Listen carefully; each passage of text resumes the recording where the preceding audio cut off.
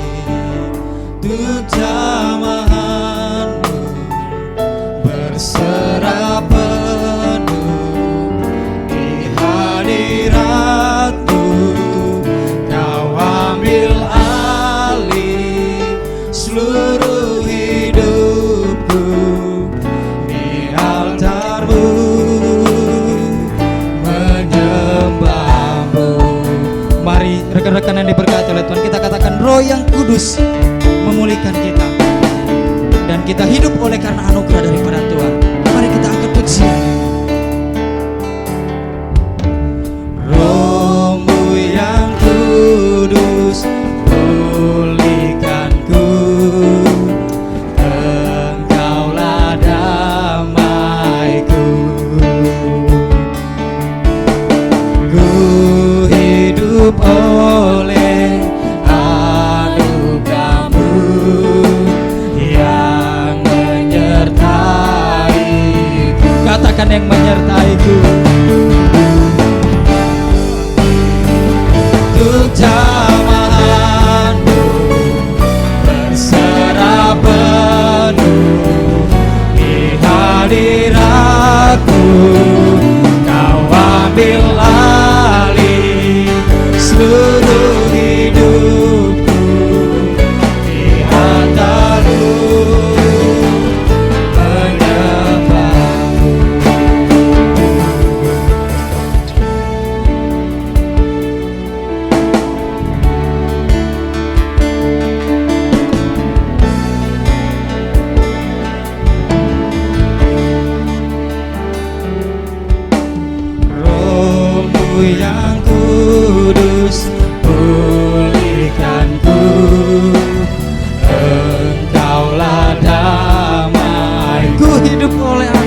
ya Tuhan.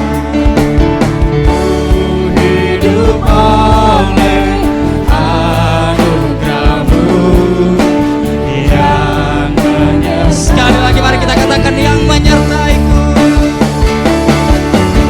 Yang menyertai-Ku. Kami buka hati kami ya Tuhan. Buka hati Untuk jamahan-Mu, berserah penuh di hadirat-Mu. Kau ambil alih seluruh hidupku di altar-Mu. Sekali lagi mari kita katakan ku buka hati untuk jamaah-Mu. Buka hati Untuk jamaah berserah penuh di hadirat-Mu. Kau ambil alih seluruh hidupku di altar-Mu, menyembah-Mu di altar-Mu, menyembah-Mu di altar-Mu, menyembah-Mu. Rekan-rekan orang muda yang diberkati oleh Tuhan, mari ada waktu bagi kita berdoa, menyerahkan kehidupan kita ke dalam tangan Tuhan. Mari kita menyerahkan seluruh kehidupan kita hanya ke dalam tangan Tuhan. Karena hanya Tuhanlah yang memegang kendali atas kehidupan kita. Karena Tuhanlah yang mempunyai kuasa akan kehidupan kita.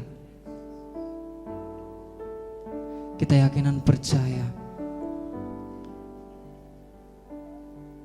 di tengah-tengah masalah yang kita hadapi saat ini, Tuhan tidak pernah meninggalkan kehidupan kita. Tuhan tidak pernah membiarkan kita.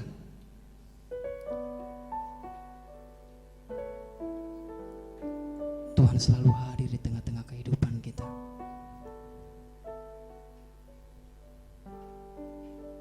Mari kita buka hati kita untuk jamahan Tuhan. Dan mari kita berserah penuh hanya kepada Tuhan. Sebab Dialah pemilik akan kehidupan kita.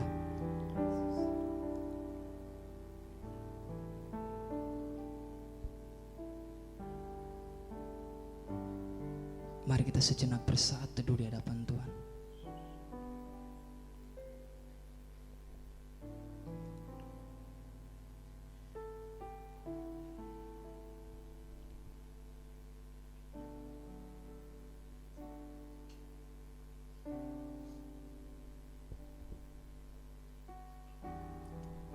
Rekan-rekan orang muda yang diberkati oleh Tuhan, saat ini mari kita menaikkan setiap syukur kita di hadapan Tuhan. Mazmur 104 ayat 33 hingga ayat yang ke-34 berkata, Aku hendak menyanyi bagi Tuhan selama aku hidup. Aku hendak bermazmur bagi Allahku selagi aku ada. Biarlah renunganku manis kedengaran kepadanya. Aku hendak bersukacita karena Tuhan. Sepatutnya lah kita selalu bersyukur atas apa yang telah Tuhan berikan kepada kita. Hari yang baru setiap hari kita boleh lalui. Udara yang dapat kita hirup, kesehatan dan kekuatan yang dapat kita rasakan, keluarga dan teman-teman yang Tuhan telah hadirkan di tengah-tengah kehidupan kita. Ya Tuhanku, aku hendak bernyanyi bagimu selama aku hidup. Aku hendak bermazmur bagimu selagi ku ada. Mari kita angkat pujian ini. Dan mari kita menaikkan segala syukur kita kepada Tuhan. Karena kebaikan Tuhan yang begitu baik dalam kehidupan kita. Mari kita angkat pujian ini dengan penuh kerendahan hati kita. Ya Tuhanku, aku hendak bernyanyi bagimu selama aku hidup.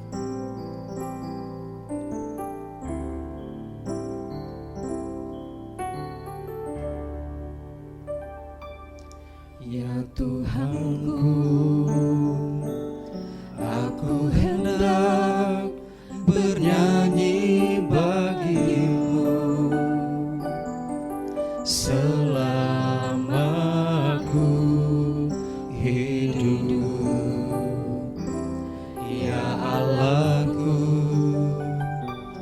aku hendak bermazmur bagimu selagi ku. Mari sekali lagi katakan, ya Tuhanku, aku hendak bernyanyi bagimu. Ya Tuhanku, aku hendak bernyanyi bagimu selama aku hidup. Ya Allahku, aku hendak bermazmur bagimu selagi ku ada. Mari katakan, inilah yang ku renungkan ya Tuhan. Inilah yang ku renungkan setiap waktu. Nyanyian pujian dan pengagungan kepadamu. Biarlah manis kau dengar Tuhan, manis kau dengar Tuhan, dan hatiku bersuka anakku.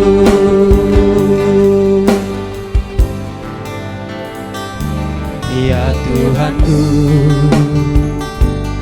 aku hendak bernyanyi bagimu selama aku hidup. Ya Allahku, Ya Allahku, aku hendak bermazmur bagimu selagi ku ada. mari katakan bersama-sama, inilah yang ku renungkan. Inilah yang ku renungkan setiap waktu. Nyanyian pujian dan pengagungan kepadamu. Biarlah manis kau dengar Manis kau dengar Tuhan, manis kau dengar Tuhan, dan hatiku bersuka karenamu.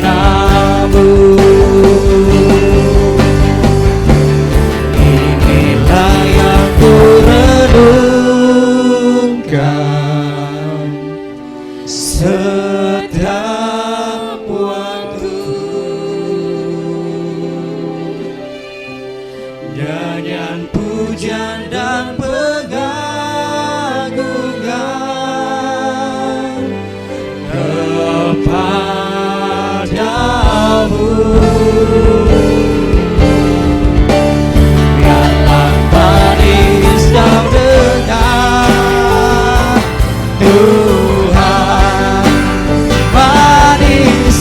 dengan Tuhan, dan hatiku bersuka, dan hatiku bersuka, dan hatiku bersuka karena-Mu.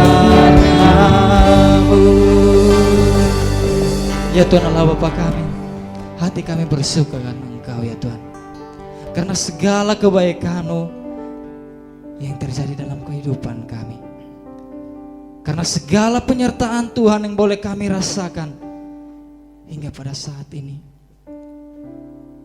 Kami ada ya Tuhan, itu bukan karena kehebatan kami, bukan karena kekuatan kami, tetapi itu semua karena Tuhan yang ada dalam kehidupan kami. Terima kasih ya Tuhan untuk segala berkat-berkat Tuhan yang boleh kami alami dalam kehidupan kami. Dan kami bersyukur ya Tuhan, di tengah-tengah virus yang sedang kami alami saat ini, Engkau tidak pernah meninggalkan kami, Engkau tidak pernah membiarkan kami ya Tuhan, tetapi kesehatan, kekuatan selalu Engkau limpahkan dalam kehidupan kami.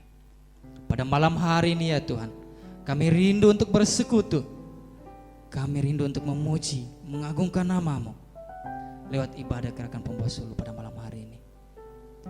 Kiranya Engkau hadir di tengah-tengah ibadah kami ya Tuhan, dimanapun rekan-rekan orang muda melakukan ibadah ya Tuhan, baik di rumah masing-masing.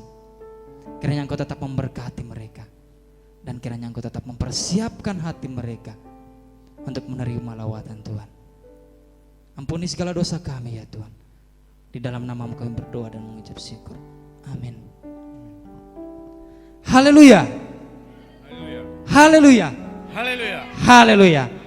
Ya, sebagai orang-orang muda yang sudah ditebus oleh Tuhan, saya yakin dan percaya bahwa kita akan penuh dengan semangat ketika kita memuji Dia.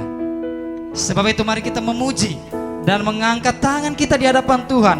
Karena apapun yang menjadi keadaan kita saat ini, kita akan terus melakukannya hanya untuk kemuliaan bagi nama Tuhan. Betapa hebat, betapa kuatnya, dan betapa dahsyatnya Allah kita. Mari kita angkat pujian ini. Betapa hebat.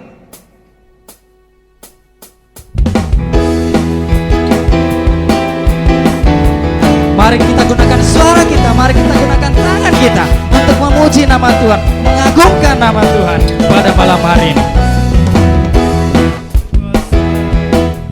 Di bumi di surga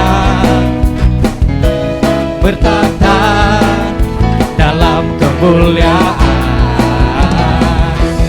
Dialah Tuhan Allah kita, namanya berkuasa, pembebas umatnya, berkuasa di bumi di surga, amin, bertata dalam kemuliaan, Dialah Tuhan Allah kita, namanya berkuasa, pembebas umat. Katakan betapa hebat, betapa kuat, dahsyatnya Allah kita. Dia percaya atas semua perbuatannya. Betapa hebat, betapa kuat, dahsyatnya Allah kita. Dia ternama Yesus Raja segala raja, Tuhan Allah kita. Mari kita terus menaikkan pujian kita kepada Tuhan. Mari kita terus mengagungkan Tuhan karena kebaikannya dalam kehidupan kita. Katakan berkuasa,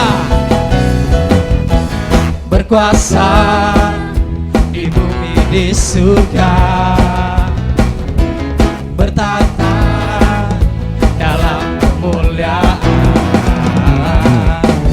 Dialah Tuhan Allah kita, namanya berkuasa, pembebas. Mari katakan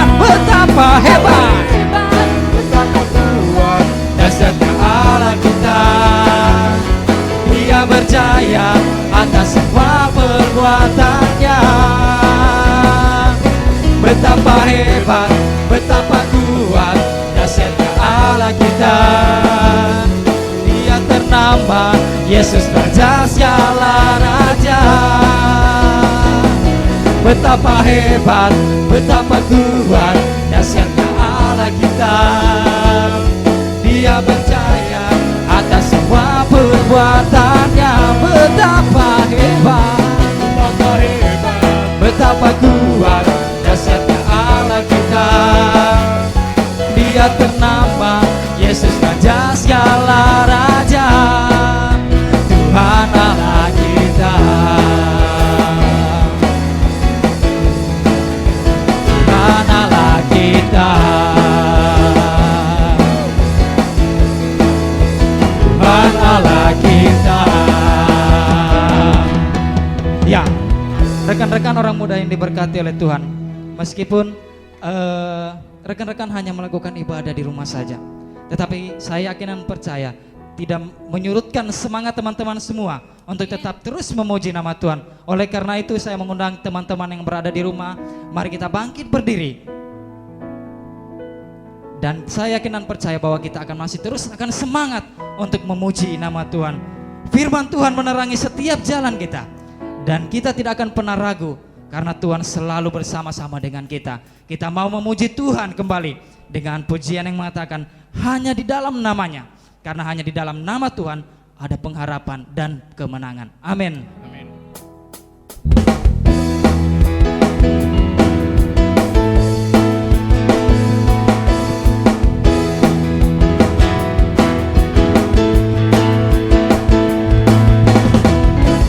Firman terangi jalanku, perisai iman di setiap waktu, lindungiku dari segala, tak pernah ragu karena Dia bersamaku, setia menjaga dengan kuasa mulia. Hanya di dalam namanya Yesus Dia sumber pengharapan di sepanjang hidupku. Hanya di dalam kuasa-Nya pasti tersedia kemenangan bagiku selama-lamanya.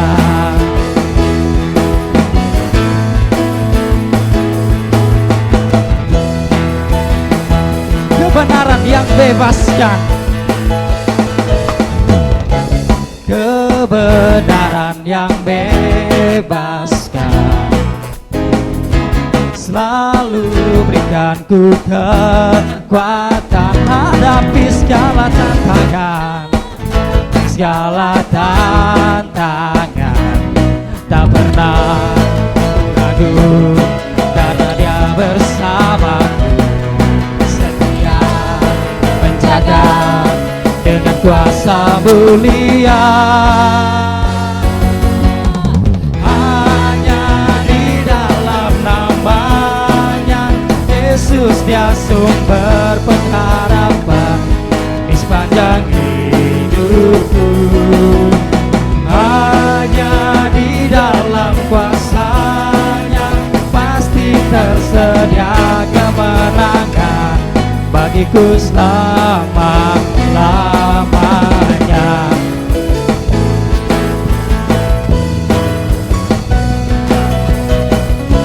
Katakan dalam namanya ada pengharapan.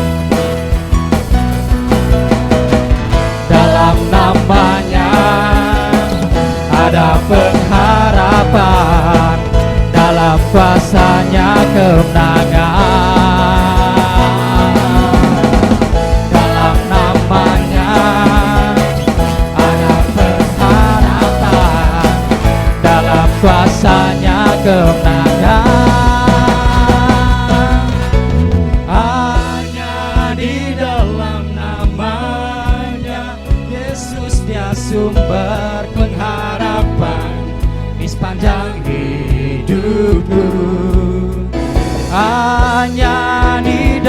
dalam kuasa-Nya pasti tersedia kemenangan bagiku selama-lamanya.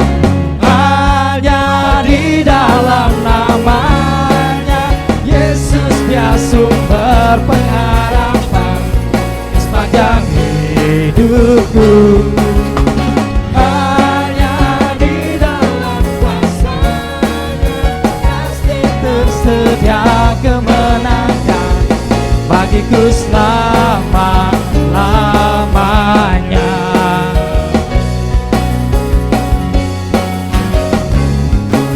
Segala hormat dan kemuliaan hanya bagi nama Tuhan, karena Dia Allah yang patut kita agungkan. Mari beri tepuk tangan untuk kemuliaan nama Tuhan.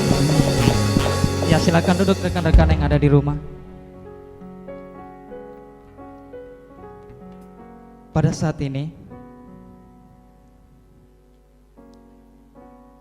kita akan mendengarkan sebagian dari isi firman Tuhan. Biarlah firman Tuhan yang akan kita dengarkan itu dapat menjadi kekuatan buat kehidupan kita. Dan kiranya firman Tuhan ini akan terus menjadi suluh ketika kita berjalan untuk menjalani kehidupan kita masing-masing.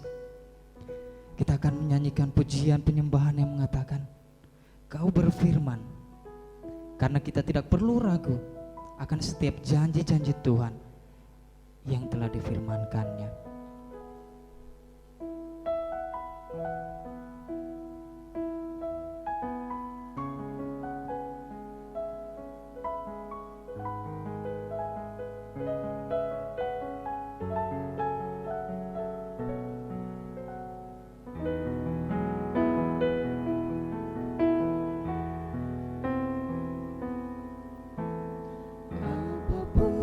Yang terjadi dalam hidupku ini, tak pernah ku ragukan kasih-Mu Tuhan. Lewat gunung yang tinggi, dalam lembah yang curam, tak pernah ku ragukan janji-Mu Tuhan. Kau berfirman dan sembuhkanku, Kau bersabda dan selamatkanku. Tiada yang mustahil bagimu, Yesus, ku percaya padamu. Mari sekali lagi kita angkat pujian ini, bahwa apapun yang terjadi dalam kehidupan kita, kita tidak pernah ragu akan kasih Tuhan.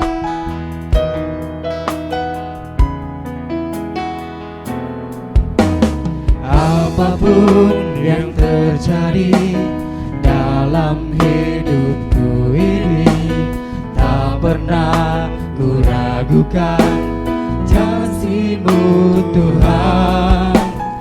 Lewat gunung yang tinggi, dalam lembah yang curam, tak pernah ku ragukan janji-Mu Tuhan. Kau berfirman dan sembuhkanku, Kau bersabda dan selamatkanku. Tiada yang mustahil bagimu, Yesus, ku percaya padamu. Katakan, Kau berfirman dan sembuhkanku. Kau berfirman dan sembuhkanku, Kau bersabda dan selamatkanku.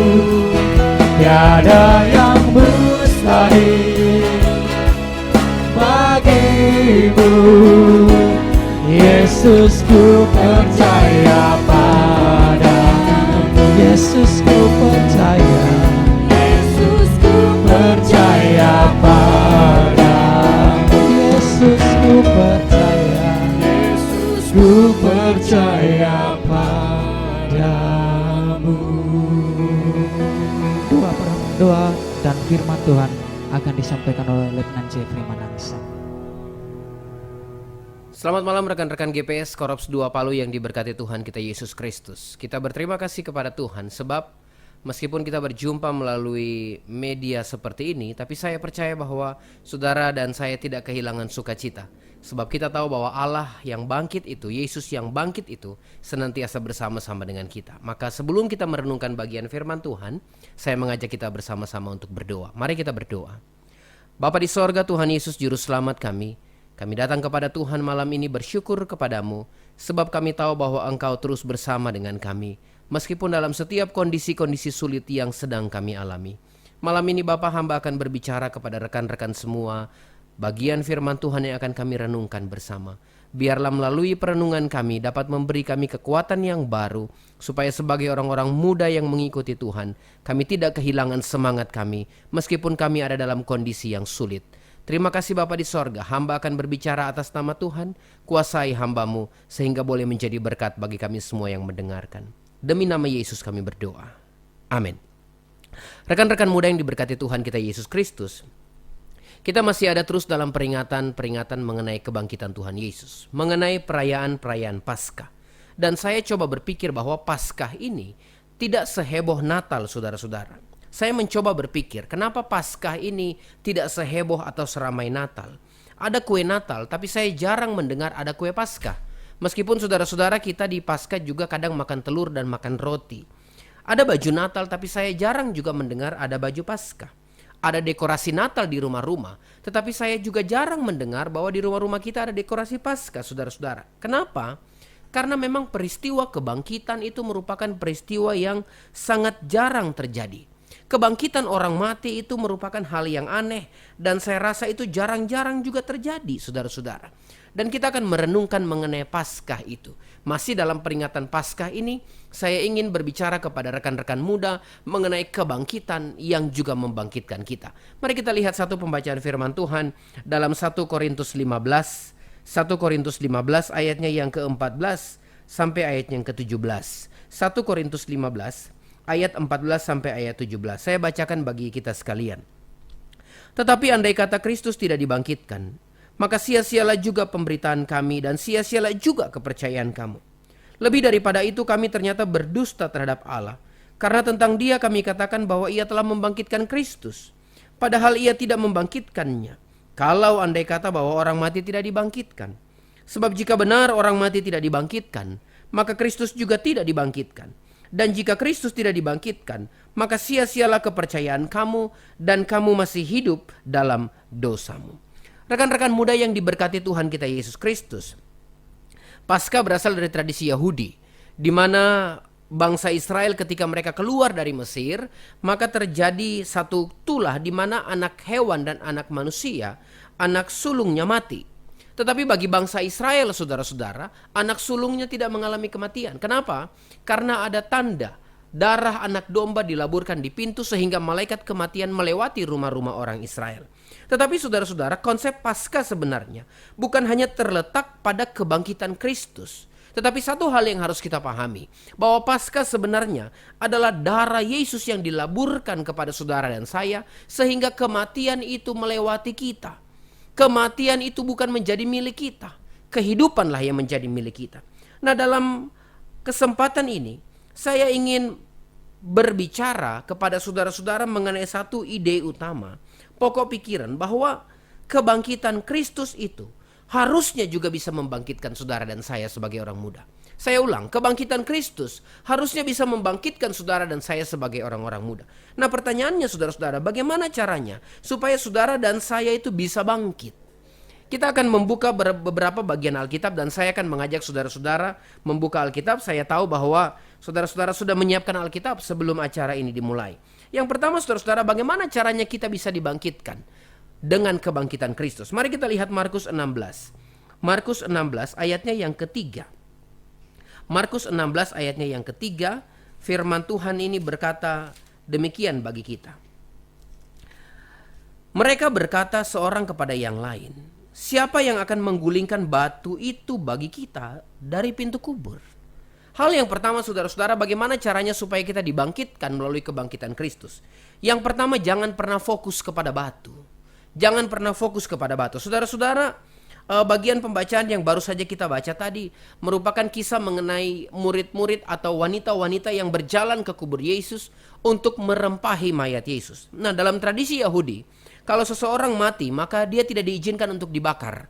Dia tidak boleh juga dibalsem, saudara-saudara. Karena menurut mereka, sebagaimana orang lahir, begitu juga dia harus turun ke dunia orang mati.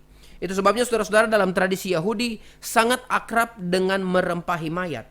Sehingga kalau kita bertanya kenapa Maria dan wanita lain harus pergi merempahi mayat Yesus, maka jawaban yang paling dekat adalah karena itu tradisi mereka. Namun pada dasarnya Maria dan wanita-wanita lain sebenarnya tidak siap untuk kebangkitan Yesus. Kenapa saudara-saudara? Coba perhatikan.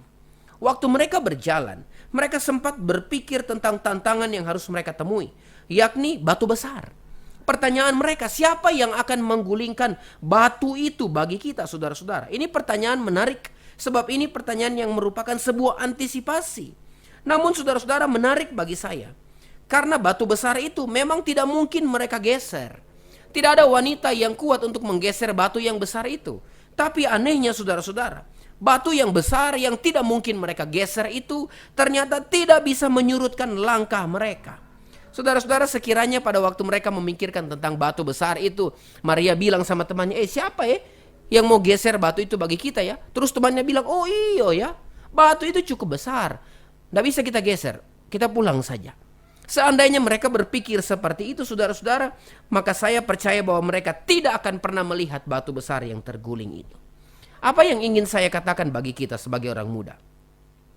Jangan pernah batu-batu besar itu menyurutkan langkah kita. Saudara-saudara, setiap manusia punya batu besar. Dan pada kenyataannya tidak sedikit orang-orang muda yang terhenti langkahnya karena ada batu-batu besar. Apa batu besar kita? Rasa minder mungkin. Rasa malu mungkin. Masa lalu kita mungkin menjadi batu-batu besar yang menghalangi kita melayani Tuhan. Keadaan keluarga mungkin. Keterbatasan diri kita mungkin, saudara-saudara, menjadi batu yang begitu besar yang tidak mungkin saudara dan saya geser.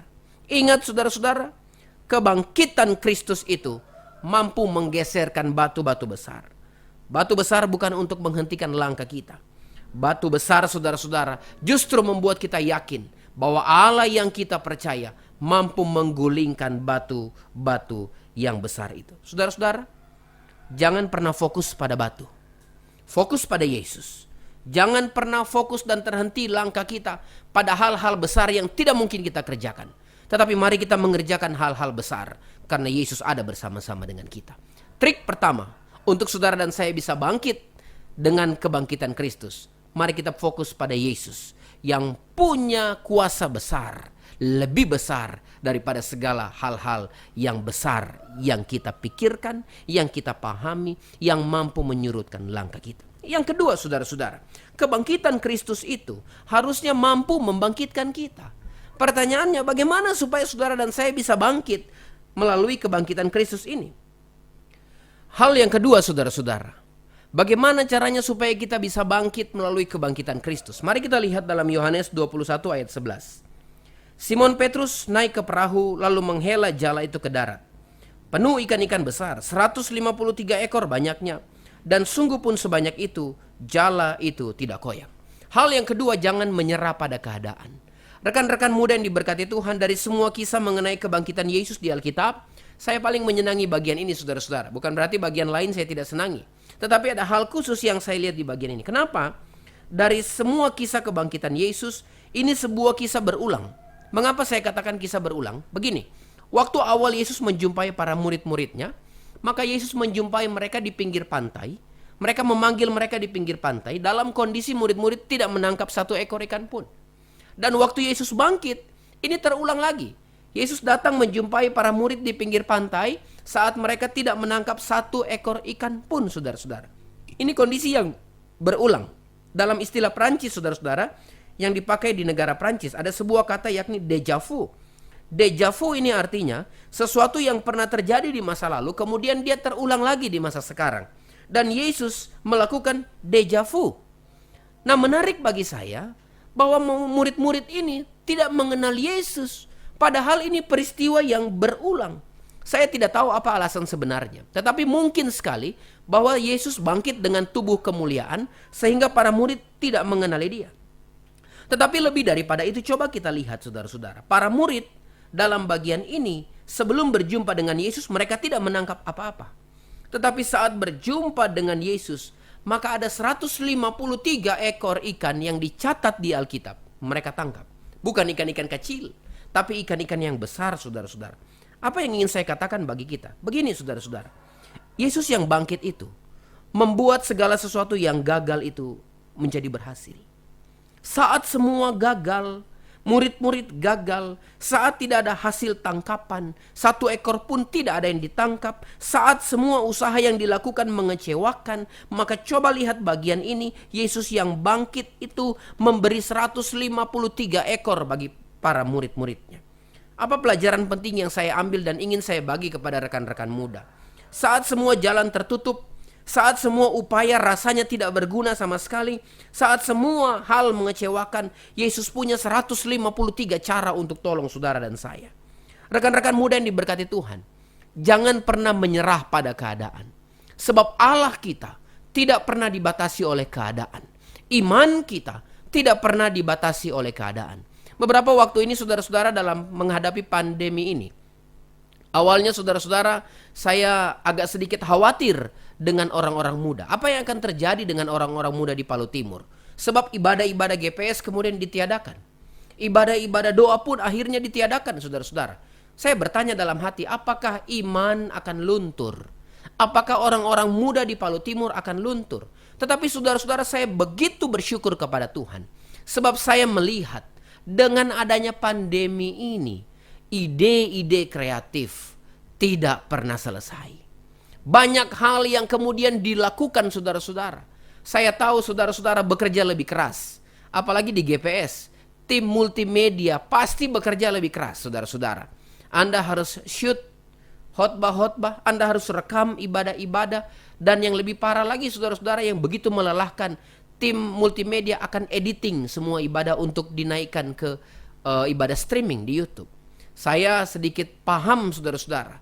Bagaimana lamanya saudara harus render ibadah, harus editing saudara-saudara, kemudian menunggu lagi, harus upload lagi di YouTube dan kemudian dibagikan. Orang duduk menikmati, tapi yang kerja saudara-saudara siksanya minta ampun. Tapi saya mau bilang bahwa usaha saudara membuktikan bahwa pandemi ini tidak pernah membuat kita berhenti. Bahwa saudara dan saya tidak pernah menyerah pada keadaan. Dan Yesus yang bangkit itu memperhitungkan hal ini sebagai kebenaran. Rekan-rekan muda yang diberkati Tuhan kita Yesus Kristus, jangan pernah menyerah dengan keadaan hidup ini.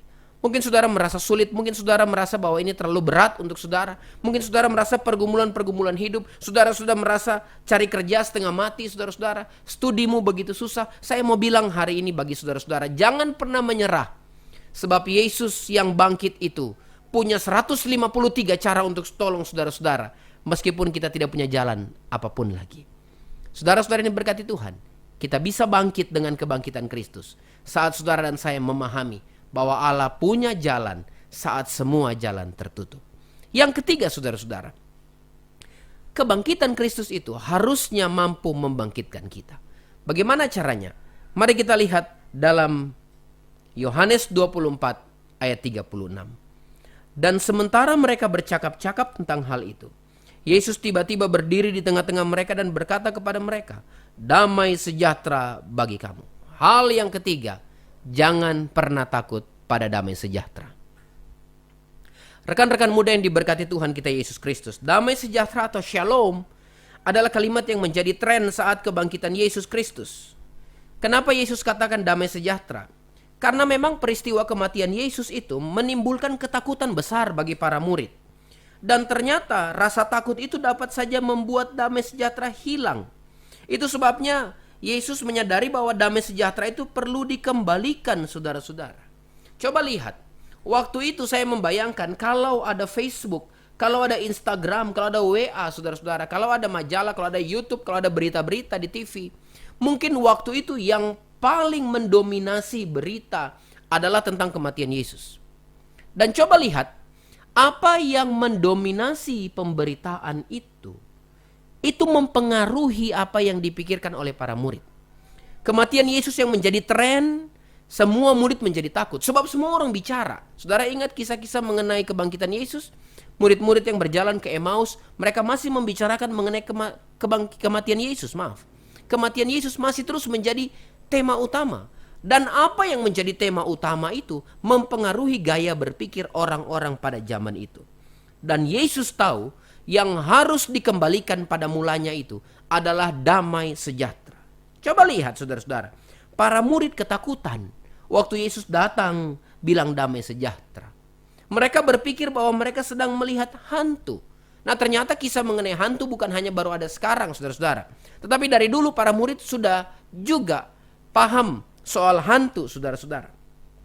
Lebih daripada itu, para murid takut ketika Yesus bilang damai sejahtera. Ini aneh. Damai sejahtera akhirnya menjadi sesuatu yang menakutkan. Sebab yang ngomong damai sejahtera ini adalah orang yang mati dan bangkit. Saudara-saudara yang diberkati Tuhan kita Yesus Kristus. Padahal sebaliknya, waktu Yesus bilang damai sejahtera bagi kamu, ini menggambarkan sebuah kondisi kebangkitan. Sebuah kondisi yang berbeda. Sebuah kondisi yang tidak sama dengan apa yang ada pada pemikiran orang pada zaman itu. Di saat semua viral dengan masalah kematian, Yesus datang dengan masalah damai sejahtera. Saudara, apa pelajaran yang saya petik? Jangan pernah takut dengan damai sejahtera.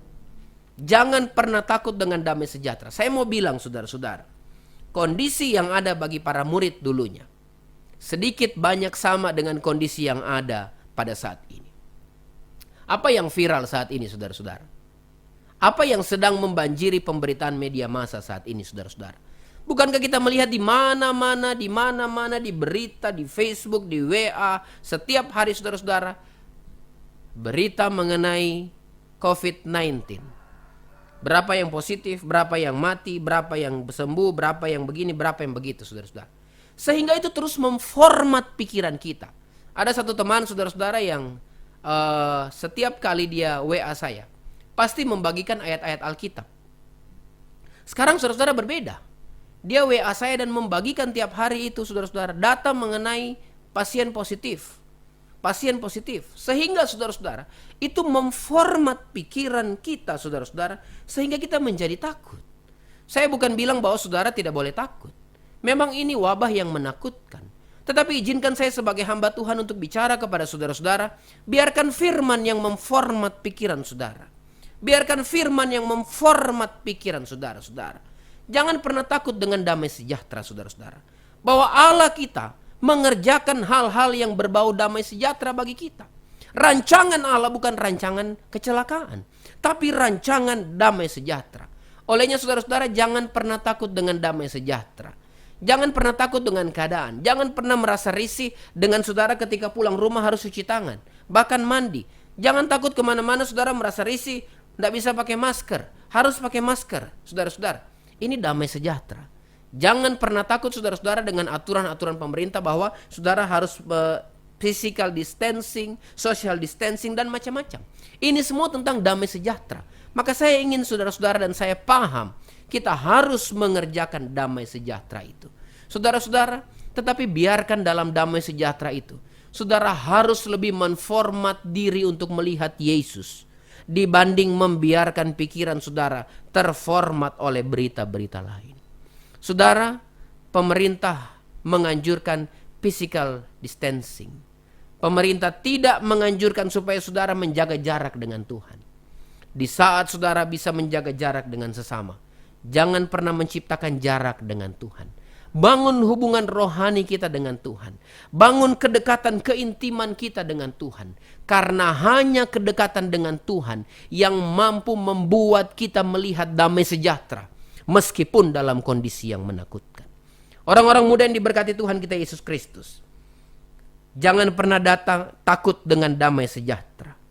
semua hal yang mendatangkan damai sejahtera, mari kita kerjakan. Bukankah banyak orang-orang muda Kristen tidak takut kepada dosa, justru takut sama damai sejahtera, saudara-saudara? Terbalik, banyak orang Kristen, muda Kristen, saudara-saudara, justru hamil di luar nikah, tidak takut sama dosa, justru damai sejahtera ditakuti. Banyak orang-orang muda Kristen, saudara-saudara, malas ibadah. Toh? Nanti di saat pandemi begini baru status semua di FB, rindu ibadah leh. Saudara-saudara, ini kan hal aneh. Waktu saudara-saudara dan saya tidak dalam pandemi, susah sekali mau ajak orang ke GPS. Sekarang baru saudara rindu ibadah. Bukankah banyak orang Kristen justru takut mengerjakan damai sejahtera daripada takut kepada dosa? Saya mau bilang kepada saudara-saudara bahwa kebangkitan Kristus itu menyediakan damai sejahtera bagi kita. Maka jangan pernah takut untuk mengerjakan damai sejahtera. Dan biarlah damai sejahtera Allah itu yang akan mewarnai gaya berpikir orang-orang muda. Akhirnya saudara-saudara, kebangkitan Kristus itu harusnya bisa membangkitkan kita juga. Bagaimana caranya saudara dan saya bisa menikmati kebangkitan Kristus itu? Yang pertama saudara-saudara, jangan pernah terfokus pada batu. Kristus kita lebih besar daripada segala tantangan kita. Yang kedua, jangan pernah saudara dan saya menyerah pada keadaan. Allah punya banyak cara untuk menolong kita, meskipun kita tidak punya cara apa-apa lagi. Dan yang ketiga saudara-saudara, jangan pernah takut kita kerjakan damai sejahtera. Kehadiran Kristus itu adalah rancangan damai sejahtera bagi kita, bukan rancangan kecelakaan. Semoga Tuhan akan tolong kita untuk menjadi orang-orang muda Kristen yang senantiasa dibangkitkan melalui kebangkitan Kristus. Mari kita berdoa. Bapa di sorga, Tuhan Yesus Juru Selamat kami berterima kasih. Sebab kami tahu Allah yang bangkit itu, Yesus yang bangkit itu juga akan membangkitkan kehidupan kami.